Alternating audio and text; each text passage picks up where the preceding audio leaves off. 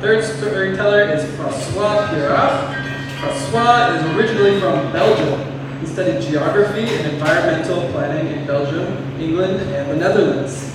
He came to live in the National Capital Region in 2010. And since his arrival, he's been involved in numerous sustainable transportation projects, including leading the city of Gatineau's Plan Directeur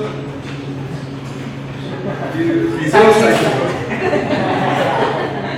He is now Senior Transportation Planner at the NCC, where he leads long-term planning projects such as the Parkways Planning and Design Guidelines. Welcome, Francois.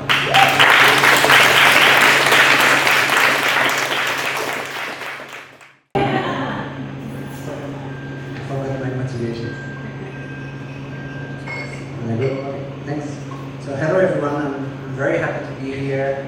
I'm not really used to talk about myself, but I think as an immigrant and working in sustainable transportation and passionate about cycling, I think it's kind of a story that might interest some of you. So this is a picture of me actually about 12 years ago, or maybe 13 years ago. I don't know if everybody was born, but in the first campaigns of sustainable transportation in Gatineau, when I arrived, I was volunteering and trying to expand my network, but also contribute.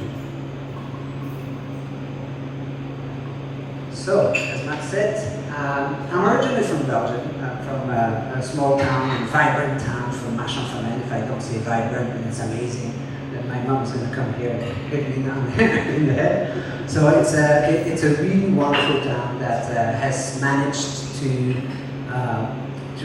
really focus itself on keeping heritage, and it acts really as a hub for more rural regions. In terms of transportation, though, like you can see that most people drive a car around the city. In the city, there's a large pedestrian area. Lots of people walk around. Lots of people actually decide to move to Marchand-Famenne when they become older because they have access to services. But it's true that when you go a little bit outside of the town, transportation is mainly focused on the car. Although I drove my bike, even if it's hilly, it's not the mountains, it's Belgium. It's a fairly flat country. So after these years in Marchand-Famenne, I decided to study geography in Liège. Liège is an industrial city in the northeast of Belgium, and I had a master in social and economic geography.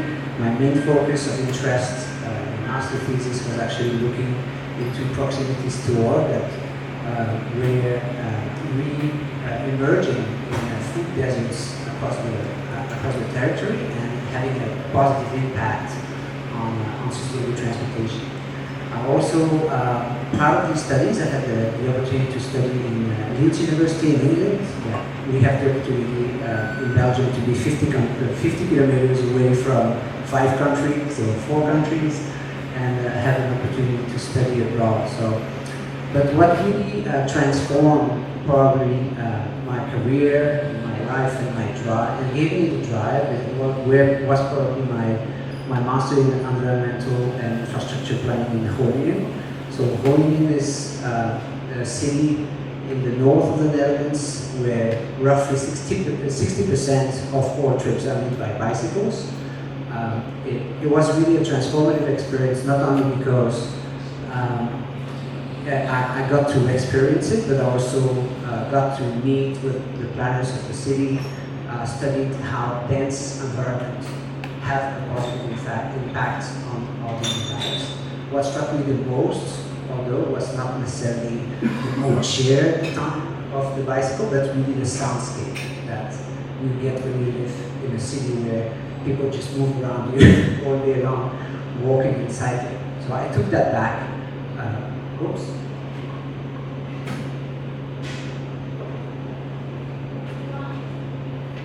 I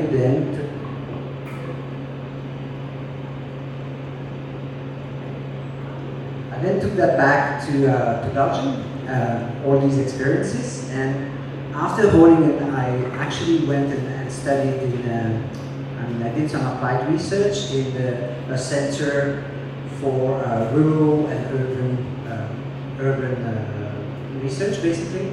Nature the name in English, sorry, but not everything is translated in Belgium. But, so once again there, like I got a little bit more focused on some of the topics of my interest. My first study was to look into helping the government steering policies, developing policies to steer retail in locations that would promote sustainable transportation. So it was an applied research asked by the Walloon region, and we were really looking across the province at how we could transform the way retail development was taking place and moving away from centers, away from villages, and making a much more car-dependent society.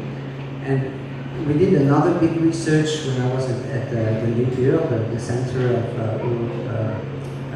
Urban Research.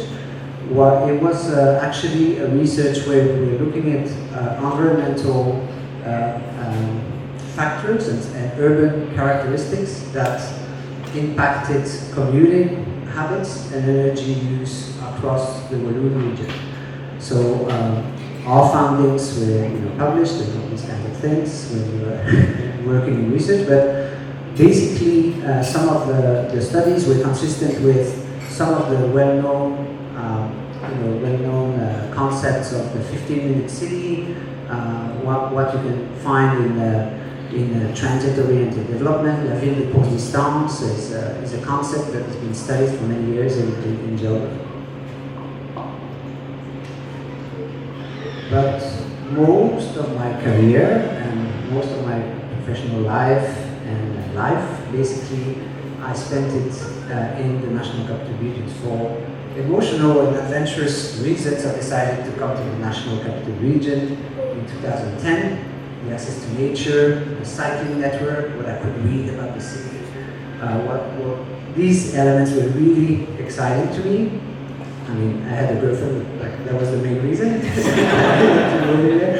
But the National Capital Region was really exciting. Starting from scratch in another country and with foreign diplomas and with a contact book which is almost empty, or I had my girlfriend but she was not in the same field. It was a bit challenging, to be honest, to look into the region and really trying to find something in planning sustainable transportation. I was also looking in the NGOs that were involved in sustainable development, promoting the environmental agenda. But it took several months. I landed a job as a server at the Cordon Bleu, so in the interim I was getting a free baguette every night. But I finally found really a calling working with Pirart, who was tasked to start the Sustainable Transportation Center of Gatineau. It's like transport, gestion de la demande en transport, TDM management, so Transport Demand Management Center in Gatineau. And that was really where my professional career kicked off.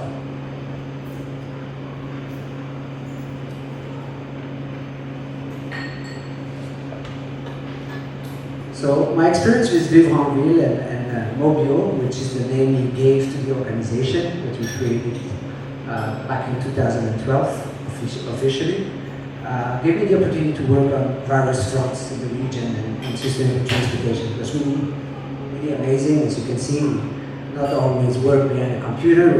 We were out there. We were leading a sustainable transportation campaign.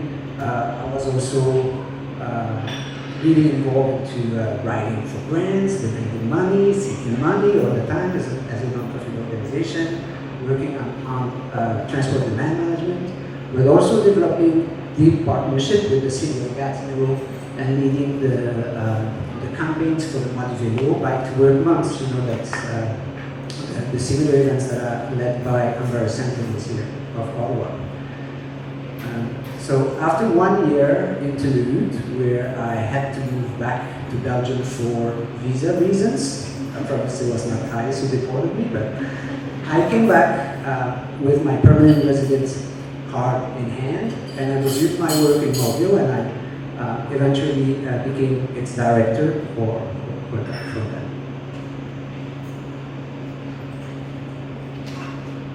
So in 2015 and 2016, I sensed that there was some kind of political momentum behind active transportation in the region. It had been going for quite some time in Ottawa, with efforts of some people that are in the room here, or some of the people that are part of the network with the cycling plan. But in Gatineau, we felt that in 2015 and 2016, when I was director of Mobile. And I finally took the decision, or had the opportunity to apply to the first full-time active transportation coordinator of the city that was open to lead the development of the cycling plan. Le plan directeur de réseau cyclable de Gatineau.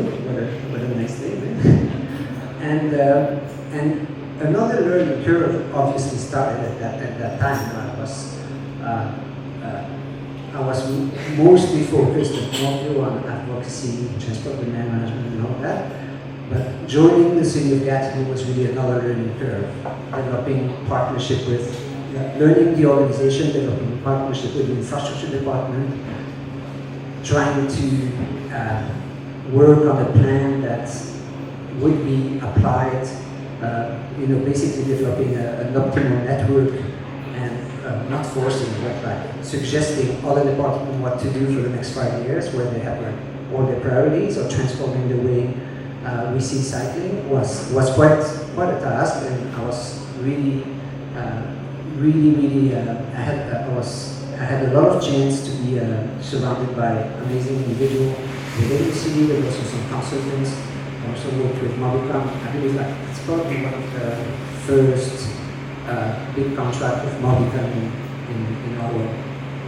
So spent like working on the cycling plan is really a lot of time basically learning the city behind the computer sometimes, but like looking really at every street, what's the urban structure, how do we develop a network that makes sense and that offers a certain structure to transport more share. And one of my passions is also public participation consultations. So what I thought at the time was that we have to create an engaging way for people that are the specialists of the environment, the communities, resident associations, and people cycling around the city, to really have a tool to tell me where are the problems in the city and where should we invest in. And we created,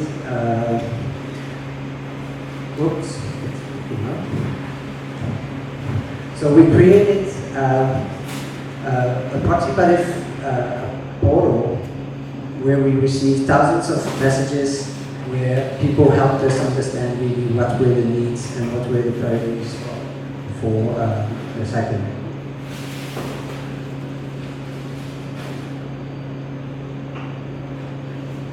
Thank you. In 2018, the plan was accepted. It's the bicycle budget, the funding was multiplied by 5. We received $30 million for the cycling for the cycling plan, and we're working on the various the various dimensions of cycling, not only building the network but also working on advocacy. We received recognition from Pirart Quebec of the Mouvement Vélo Sympathique to work on the 3 E's. Here are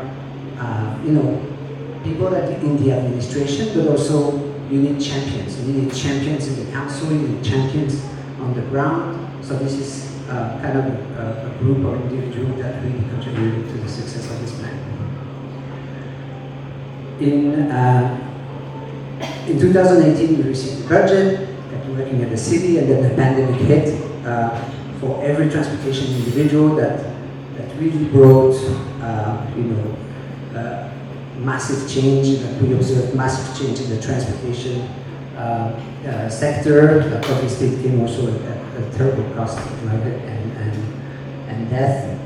But in the transportation sector in particular, we saw some big impact for transit agencies, most of all, but also opportunities. And opportunities across the region. We saw For example, the NCC that was leading the way regionally to open space for people to feel safe to go outside, take advantage of the parkway. This is my son. He was a little bit younger than that's on Queen Elizabeth Drive.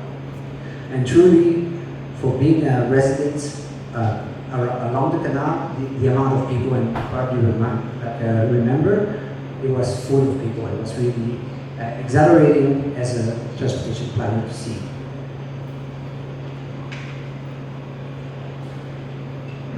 So in 2022, I joined the National Capital Region, National Capital Commission, sorry, and I saw there an opportunity to work on projects that were a little bit more diverse than cycling. The cycling plan was ongoing. We built the capacity. We hired engineers that were implementing the plan, and at the NCC, there were various projects that were really interesting to me. First of all was the new parkways planning and design guidelines, so like redefining a vision for the parkway network and not necessarily looking at these parkways as roadways, but more as a corridor and an opportunity to transform potentially the mobility across the region, or at least on these infrastructure. I'd say the drive that I still have at the NCC, and that I probably kept since my early day in geography, still remains the same. It's how do we transform our urban environment in a way that makes sense, makes place for people, children, and active transportation, but also transform the way the city in a way that also makes sense for people that drive a car currently and need to find a way to move around in the city.